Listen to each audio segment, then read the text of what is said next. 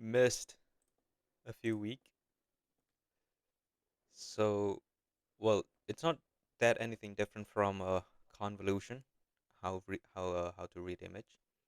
We just add a few things. We have a new way of training, a new way of finding loss. So right now, I'm looking for a way of reading the data set. And our task is to do something called facial recognition. Basically, you have an image of faces and see if two faces are similar or not, right? We don't really care who faces is. We don't really do classification. Usually, we do either regression or classification. That's our task we've been doing so far.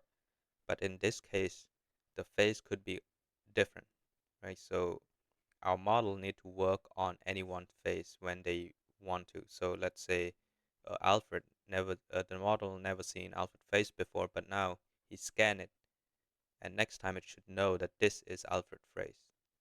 So classification doesn't work in this case because classification need a limited, a predefined output size vector of the model. So the model, let's say, if it's identifying dogs or cat, it needs to have a two vector. So the vector needs to have two value to tell the probability between it's either dog and cat at the same time. So how probable it is to be cat and how probable it is to be dog. But for faces, the number of faces could be increasing, could be different, and we don't really know. And we cannot keep increasing the number of output of the model because if you do this, you need to retrain your whole model.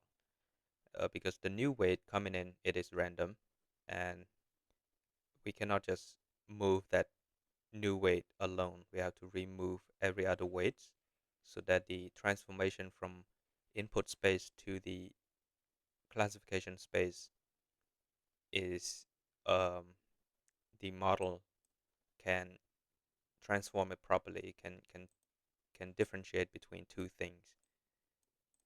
Rather, it try to reallocate what it's learned before for the new phase, for the new class.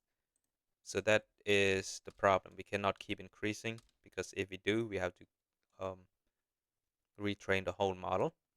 So what we do is instead of having a fixed output size that correspond to a specific class, we just have an arbitrary uh, output vector. So let's say this vector is the size of 3, and we're just going to use it as something called embedding vector rather than a classification vector. So how do I close this? We're just going to go through this. This is lagging. That's not working. So instead of a classification, this is an embedding. Basically mean it is now a point in the vector space.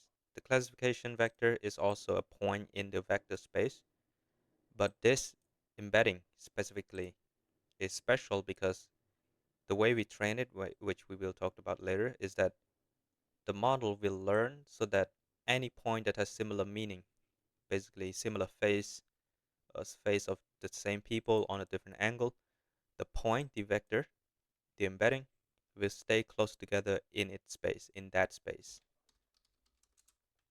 So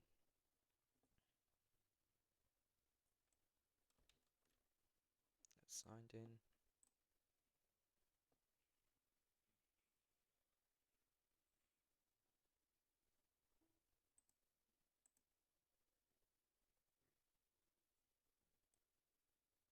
So you can think of that space just a 2D thing, but usually the vector is high dimension.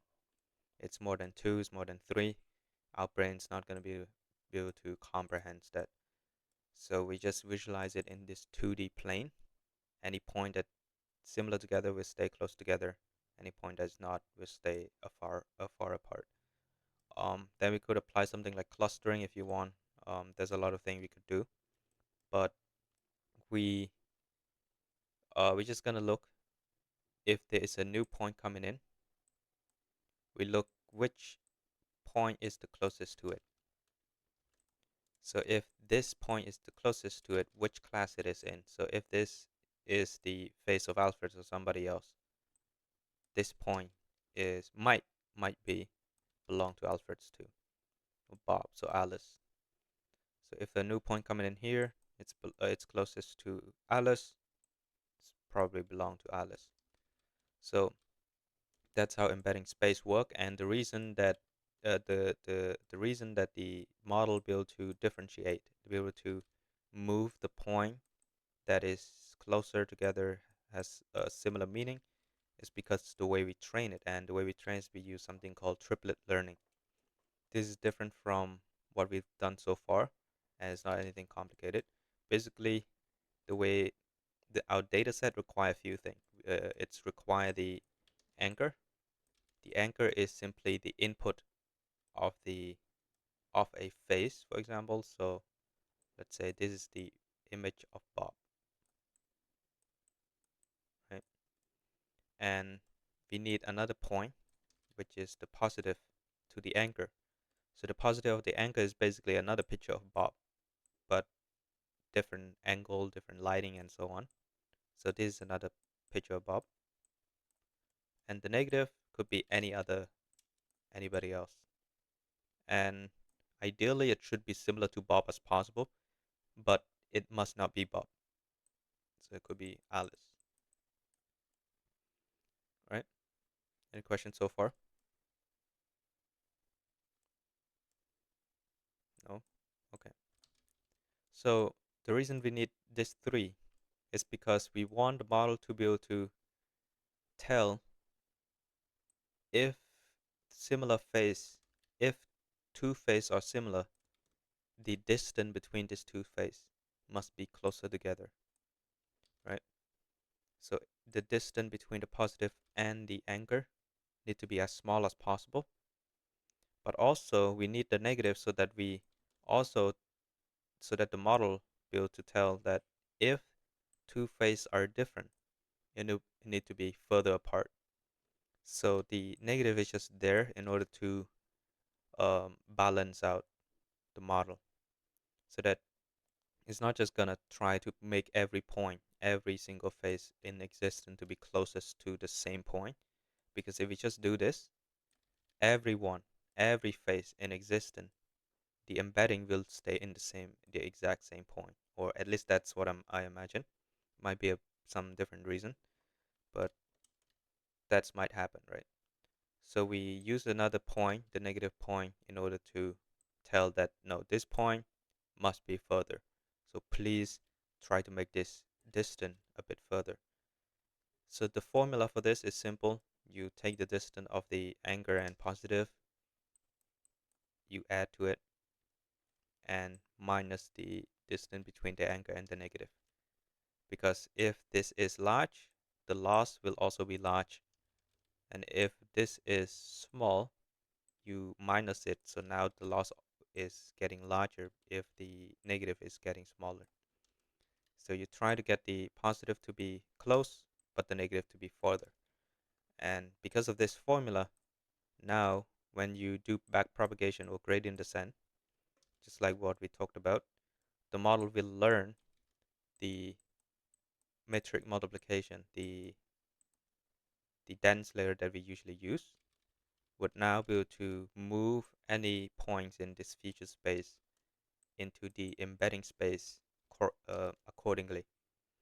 So even though the phase is never seen before, ideally the convolution layer, the thing we talked about earlier, would extract um, the feature of the face. So let's say eyes, nose, ear, eyebrows, and hair, and so on, would be embedded in this vector, so that it doesn't really care who face it is. It just tells you how big is the eye, how's the eyebrows looking, and then with those information, it can transform into some space. So that's that. Adi did mention something. I forgot. It's something with the cosine similarity, but we don't have to worry about that. So the main idea is that we need three point, and I don't even know if we have time for that. The data set is so hard to read right now. So we may not be able to implement the whole thing, but let's just try anyway. Any questions so far about this?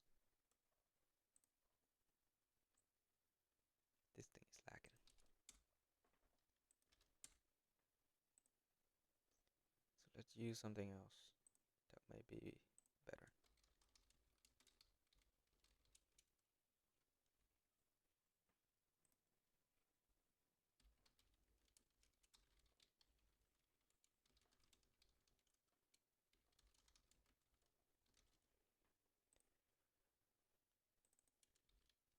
So this thing,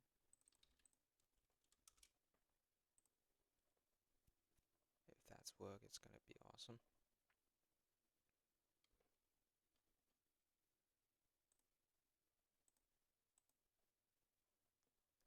This is not good. Let's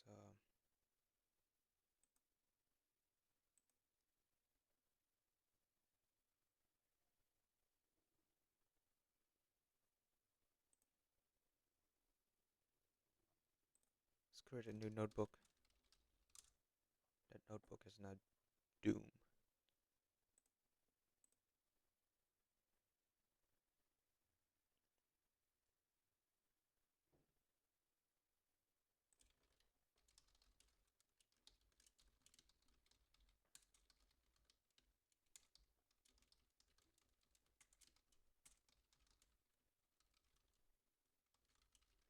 So LFW people is basically labeled face in the while. That's what they stand for. It contain picture of people with permission, I assume. Otherwise, this would not exist. Or it would be still exist. It just pirated. Paint original environment.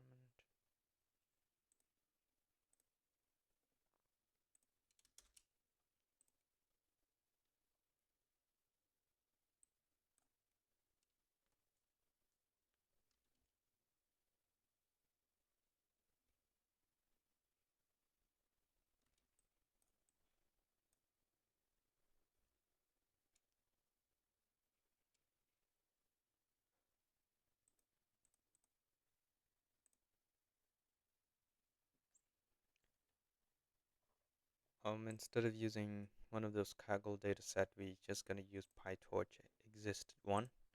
So PyTorch has the module that we can use, but the reason I don't want to use it in the first place because the loading is weird. It just gives you an image and the target, the person. So we need to do a lot of things in order to get the 3 point, the anchor, the positive and negative. And but we will see what it look like. Data set is equal to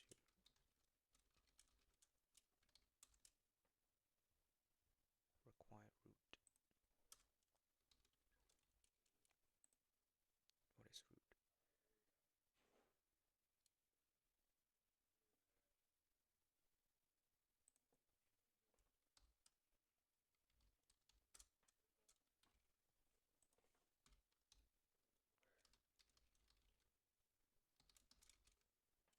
I think download we should put it to true.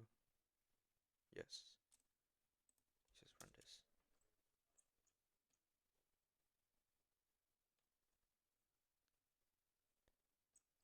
What is going on? Hold on, let's just search it up.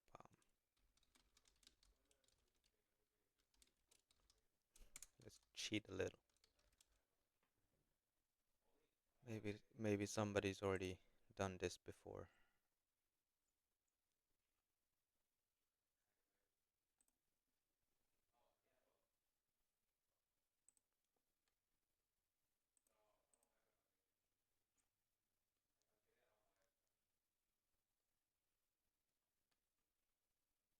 Does not look like that.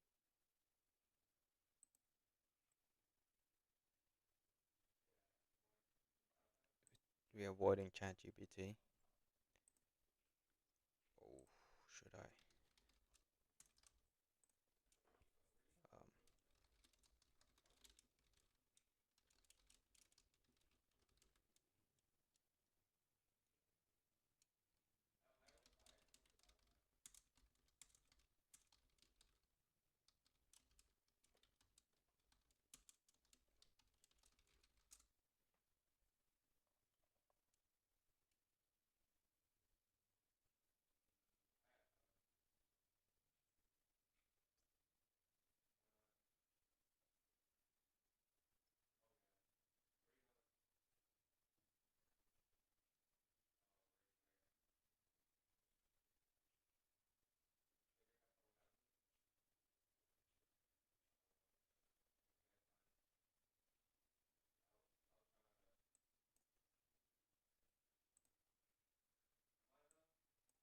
scuff.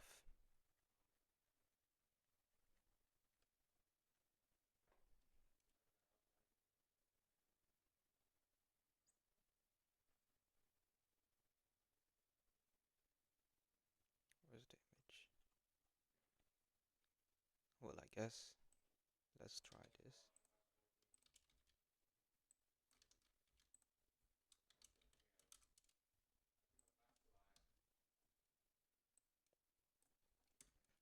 And we're not gonna train a model from scratch. We're gonna use existed convolutional model, probably ResNet. We use the first half, not first half, first big chunks of feature extraction, and then we have our own dense layer in order to extract embedding. But I don't even know if we can get to that part. We're gonna end about 12. Have another meeting.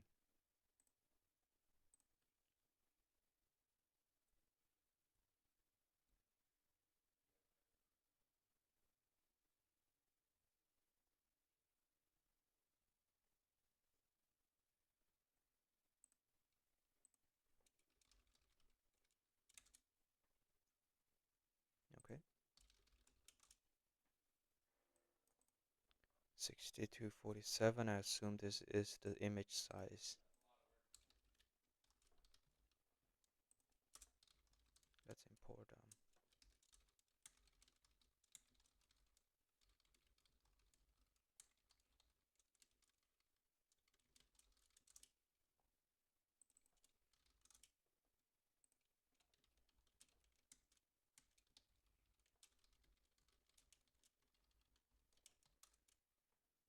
Okay, that's uncanny.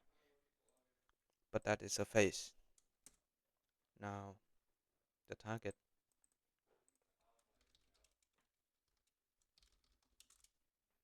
is also the same size, and 0 not dot shape is 54. What is 54? We don't really know. Maybe it's the index of the person. Um, so let's say this is the 54th person. Maybe there's somebody else who also 54th. This 0th, 134. Okay.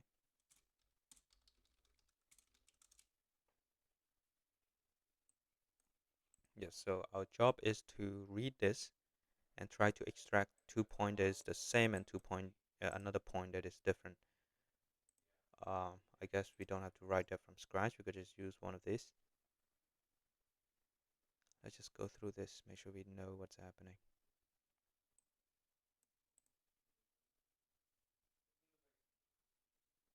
Use the dictionary to keep track of that. They can access it efficiently later.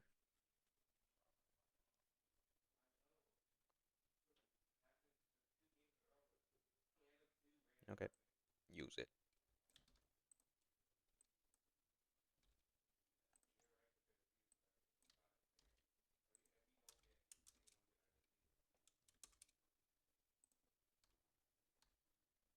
And the way we load the data set. We did not went through the transformation last time, but that is a thing that we could talk about a bit. So basically, when we have the data set, so this is our data set, it can take something, so you can do whatever you want with the constructor. And this one specifically is that we could pass in another thing, which is the transformer. And this basically, every time you take in the output, when you get something from the dataset, is that you transform it. You call the transform on it. And this transform basically is simple.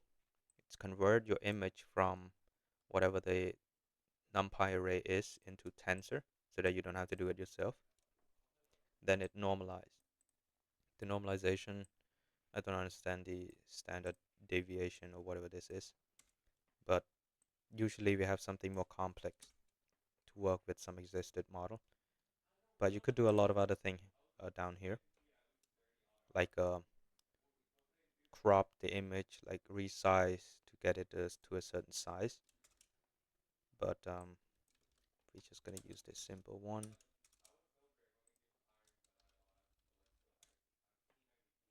T is not defined. Did you guys hear noise in the background or anything? Just want to make sure. No, the audio is clear. Okay, Okay. nice. Okay, so we have the data set.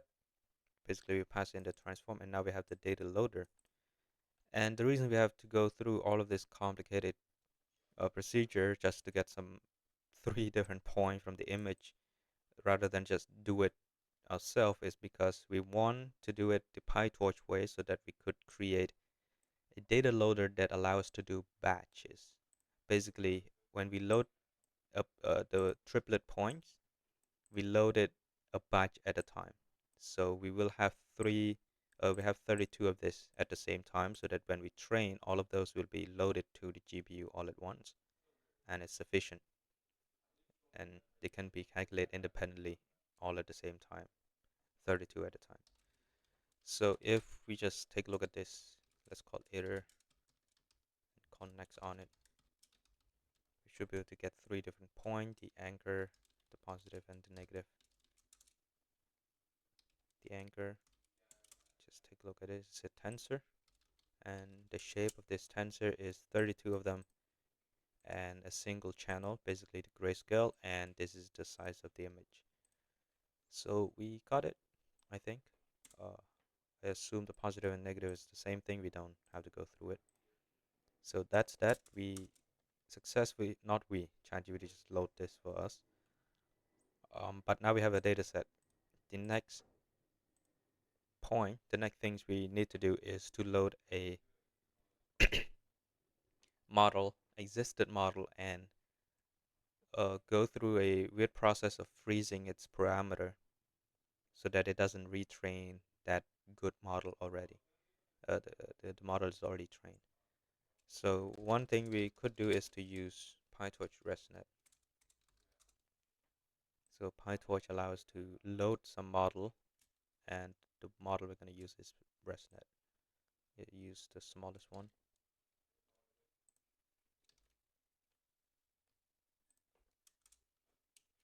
Torch already imported. Let's call this ResNet.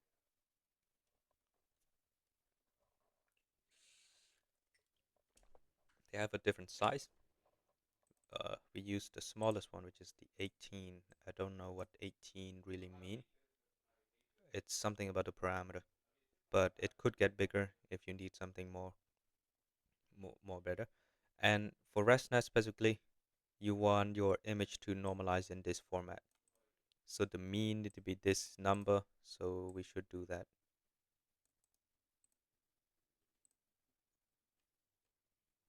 Where's the transform? It is here. And this three value, I assume they are RGB, but our image are, oh, that's going to be a problem. Our image is only grayscale. So we might need to duplicate some of those channel to RGB to work with the ResNet. Let's just do it anyway. So I assume we could do it here. We convert it into tensor and then we can duplicate it. How do we do that? I have no idea. Let's ask ChatGPT.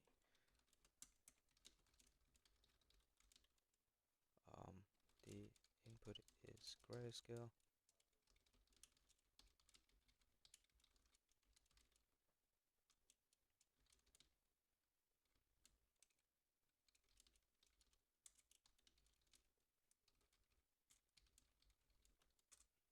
Hopefully it is my prompt.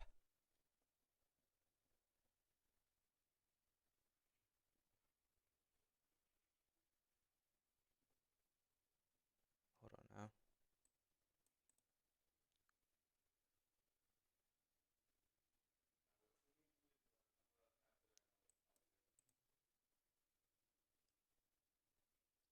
Is this gonna work?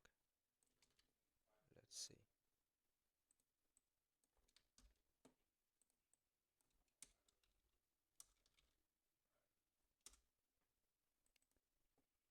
So we convert into a PL image. It was numpy and convert into this image so that we can call RGB so that now it has extra channel even though they are the same value. And then we can call the three channel is now fine, but for ResNet it should be 224 by 224 no matter what.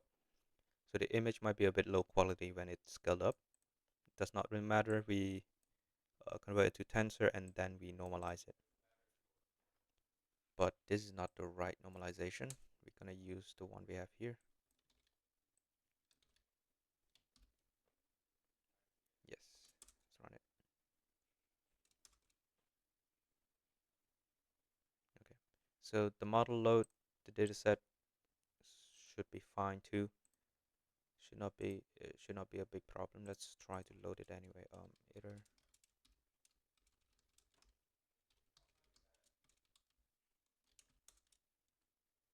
Okay. Not dot shape. That is a tuple. Okay, so the loading is fine. There's no error. Now our task is going through this model and try to understand it first. So resnet.eval is that how you can look at the model. Um, for those who don't know, it's a bit more complicated than normal convolution. They have a lot of things in here. But what we want is that they have the convolution at the beginning, and then they have a batch normalization. This thing we don't have to worry about. They have ReLU, which we already familiar with, max pool, and then they have this layers, basically a residual layer. If we talked about it before, it's basically go through a convolution, but also at the same time there is a another flow along the convolution that you pass the input to the output. At the same time, you add it. Let's not get into detail, but this is just convolution if you think about it. And then at the end, you average pooling. Basically, you converge all of those images, feature images, into a flattened uh, vector. So now it's become a normal vector that you can feed into a fully connected layer.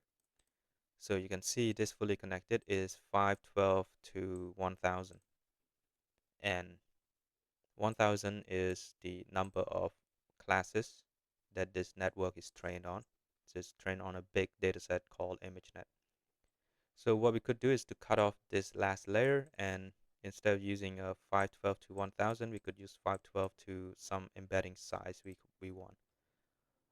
I still don't know how to approach this the right way, so we're just gonna do whatever we think is right.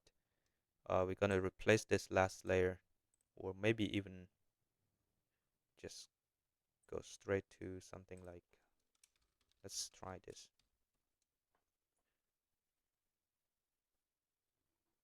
Dot, what is, no, I have no idea actually. So these are the layers.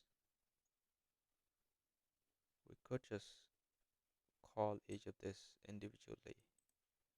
I feel like there's something more efficient way to do this. ChatGPT.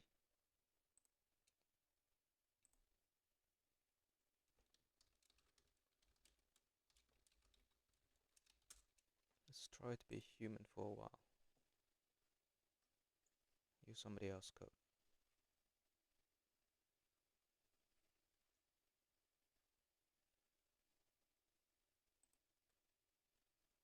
That's not what I was looking for.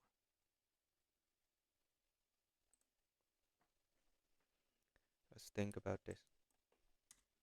Anyone has any opinion?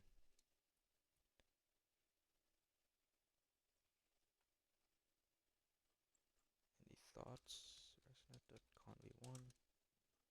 There's my layers. Usually you don't even cut off directly at the end.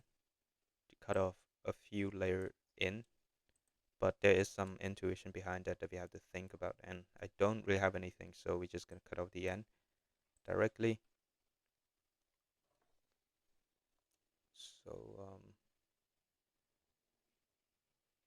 that is a lot of layer. How do we cut it off? Using ResNet. Wait, actually use this.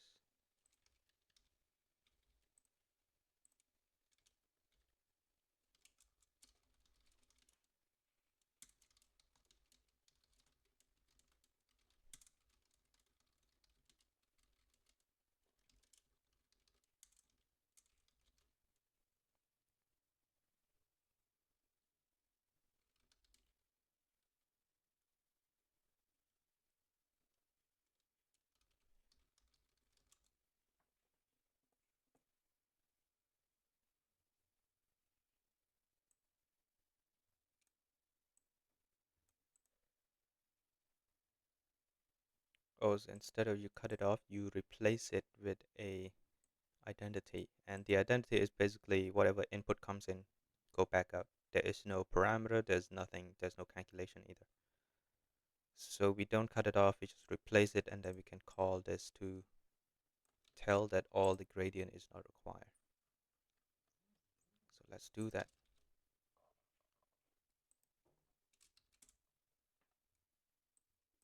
Fully connected, because the last layer is called FC. It's now an identity, and we go through all the parameters, and we tell that the required gradient is not true. That's hopefully when we call back propagation, would not calculate anything for this whole big model. So if we call eval again, there's nothing changed, everything's the same, but the last one is now identity. So if everything is going well, if we call forward on a random input for now, randy, and we give a dummy input, which is our batch, our channel, which is 3 channel, and 2 to 4, 2 to 4, should give us a output, and we want to see what that output looks like. It is 32 by 512. So we now be able to have a layers that take in 512 vector and transform into a different space, into an embedding space with our own size. So we could create another class for that, for the whole big model that use this ResNet, or we're just gonna do it the simple way, call a linear layer, and this linear is 512 to something. Now the embedding, there is no fixed size. You could use whatever number you want, usually the power of 2. So this is our, let's call it embedding layer, and it's not defined. Let's import that.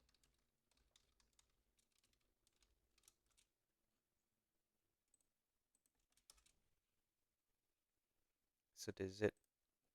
We have the embedding layers, and now we should be able to use the model, which is weird. There is no class for the whole module, but we're just gonna do it this way. Um, I thought of something and I forgot what I was gonna do. Oh, move everything into GPU, because this task is a complicated one, intensive.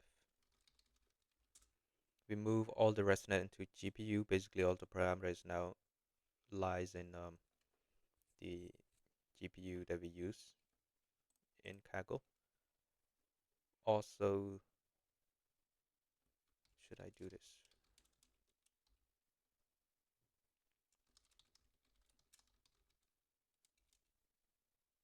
Embedding layers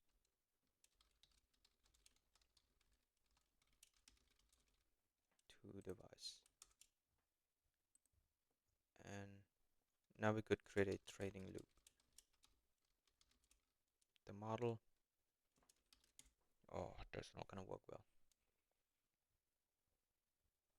Let's just not take in a model. Let's just take in a, not even a loss function. Let's do everything the weird way. Create an optimizer real quick.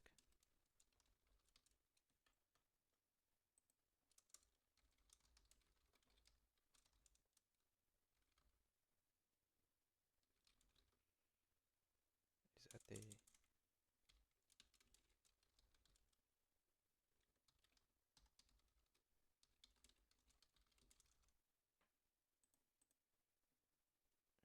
yes.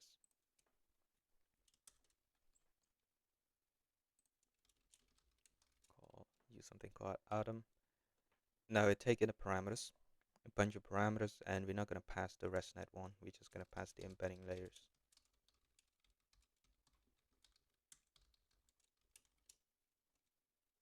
Learning rate, let's not do anything. Our loss function is the, so it's either we could use there existed one, so the triplet margin loss.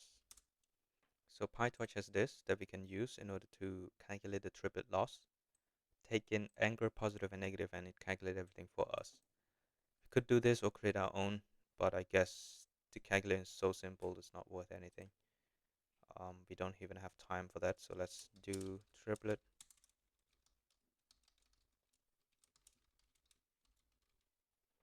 margin loss. We can give it some margin, but we don't have to. So that's that. Now in the training loop, we call, I don't feel good about this.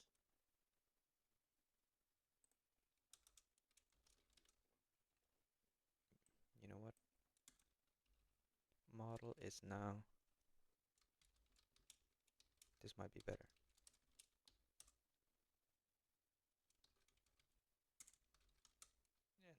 And then embedding.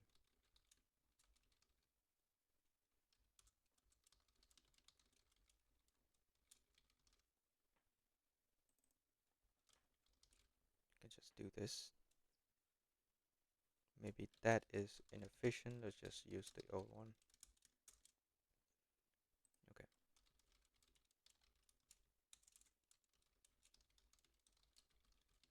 Optimizer and the, I think that's it, and the loader.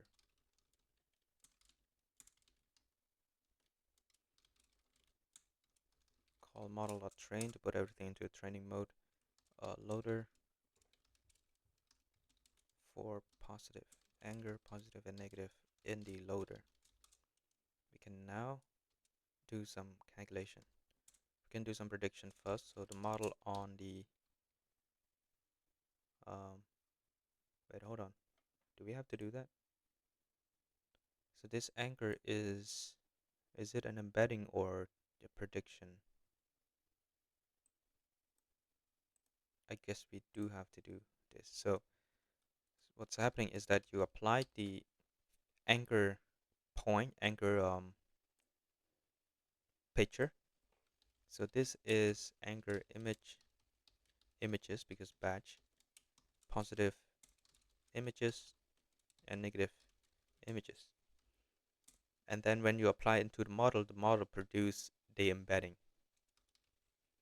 So that's what need to be done.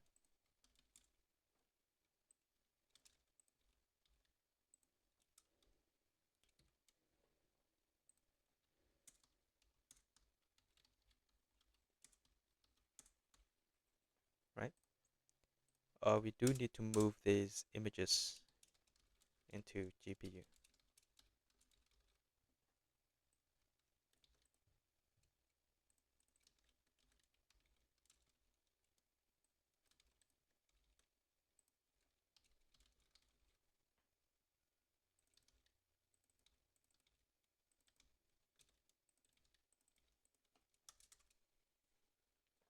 We have the embedding. Now we can calculate the loss. Is the loss function with the A, P, and N.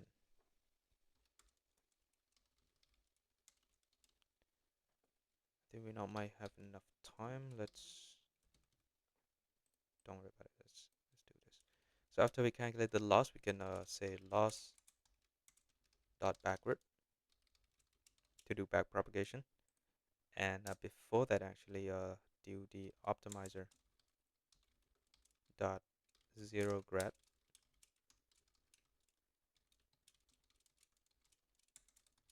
is something to improve the speed dot step. So after this,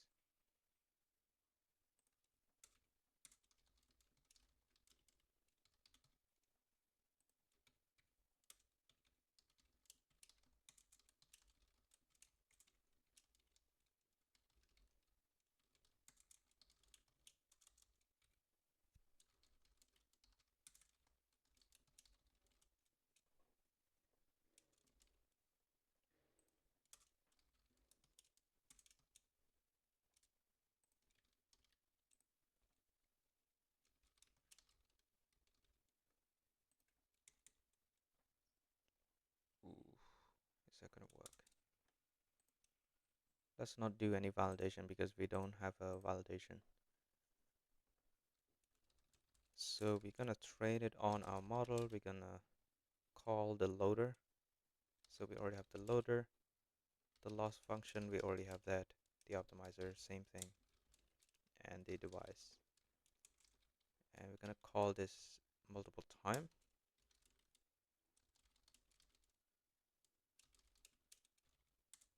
It's 10 for now.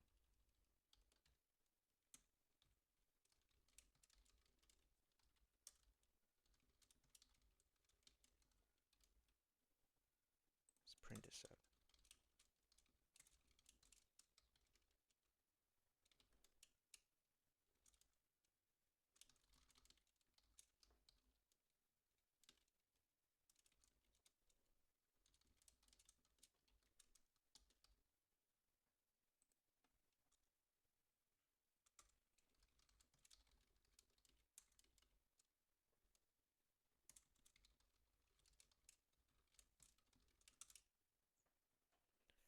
Sorry for being a bit quiet. I'm locked in right now. There's no time left.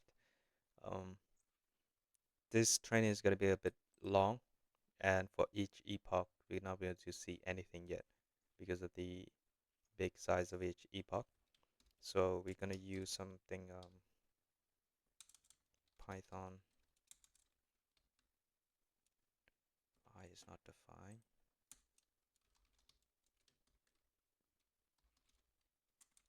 Python td tqdm. So there's a library called tqdm that allows to see something. So let's import that. And for each batch, we're gonna put it inside the tqdm. And this would allow us to see the batch loading. So there's 106 batches, I assume. And then for each of those, it will do the calculation as we intended. Move everything to GPU, calculate the embedding for each of the anchor positive and negative, calculate the loss, zero out the grad, call backward, and step through the parameter updating. And then we append the total loss and return it. Not append, we add it to the total loss and return at the end as the average. Now hopefully our overall training loss or average will decrease. It is, but we'll see how far it is going. There's no way of validating it yet because we did not split any data set at all. We're just gonna use what ChatGPT gave us. But everything is seems to be going fine.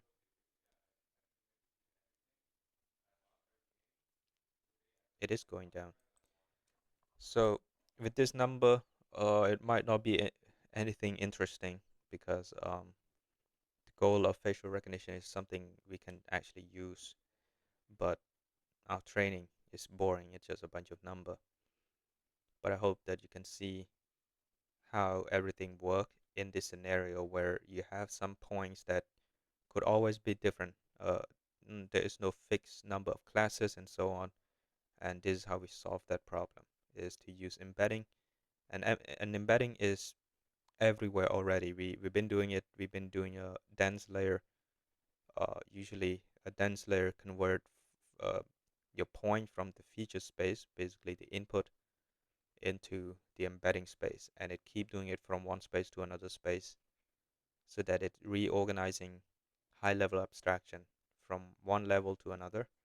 But in the case of this image of facial recognition, is that the convolution or the extracting basic feature, and then the embedding is just something extra to move it from those feature space into the proper embedding space for our facial recognition. I think there's a lot of jargon, there's a lot of technical word, but I hope that that would be something useful. Yeah, I have another meeting, so I have to leave in a bit. If you have any question, let me know. I'll stop the recording.